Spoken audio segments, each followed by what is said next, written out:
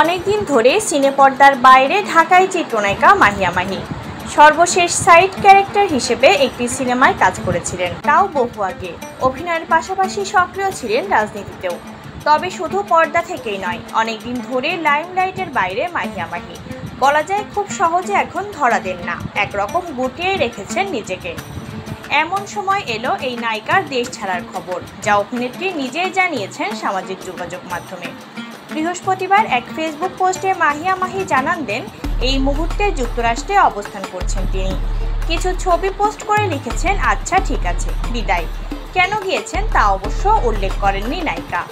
তবে যুক্তরাষ্ট্রে যাওয়ার কারণ ব্যাখ্যা করে গণমাধ্যমে মুখ খুলেছেন নায়িকা। বলেছেন ভিসা পাওয়ার জন্য নাকি একবারও যুক্তরাষ্ট্র যাওয়া হয়নি তাই সময় বের করে এই সফর করছেন তিনি। কিছুদিন ঘোরাঘুরি করে দেশে ফিরবেন নায়িকা। চলচ্চিত্রে মাহির যাত্রা শুরু ভালোবাসার রং দিয়ে 2012 সালে। এরপর একে একে উপহার দিয়েছেন অগ্নি, পোড়া মন, অন্যরকম ভালোবাসা, অবতারের মতো দর্শক নন্দিত চলচ্চিত্র। নিজের প্রাণোজ্জ্বল অভিনয় আর সাবলীল অভিব্যক্তির জন্য খুব দ্রুতই জায়গা করে নিয়েছেন ঢালিউডের প্রথম সারির নায়িকাদের তালিকায়।